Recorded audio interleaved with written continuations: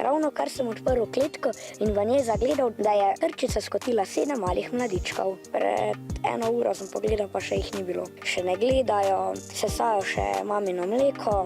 Tole sta moje 2 želvici, Elvica in Franček.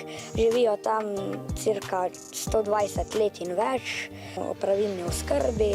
Rabijo veliko kalcija, ker oklep raste z njimi. Elvica ima bolj svetel oklep, pa večja je. Franček pa je malo manjši, pa ima bolj temen oklep. Imam kužeka, zajčke imam, 3 muce, morskega prašička, pritlikave koze, kokoške, golobe.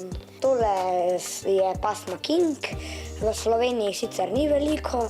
Imam še pasmo golobov, ki se imenuje lasuljarji. Letijo, ampak samo 2 metra visoko, pa že to v primeru nevarnosti. Drugače so to talni golobi, to velja za obe pasmi, in pa tudi se razmnožujejo bolj počasi, ker samec je veliko večji od samice, pa težji, da jajc ne oplodi. Včasih me pokrempajo ali pa pokakajo, samo bolj redko. Do s temi let sicer malo več dela, ker jih vozim po razstavah, bolj jih je pa treba počohati, pa da se jih malo pere, pa to, da so lepi na razstavo, da lahko dobijo kaki pokal. Zdaj smo v prostoru, kjer imam piščančke.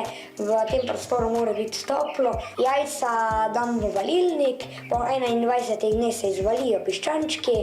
Jajca pa dobim pri naši kokoši, če imam kakšna bolj taka specialna, pa pri rejcih, ki imajo te kokoši, pa jih dam v valilnik. Večino vseh živali sem pripeljal tako, da mami ni vedela. Prijem domov, skrijem, kaki dan počakam, da mesto doma lepo, da si izmislim nek vredni izgovor, pa lepo pokažem.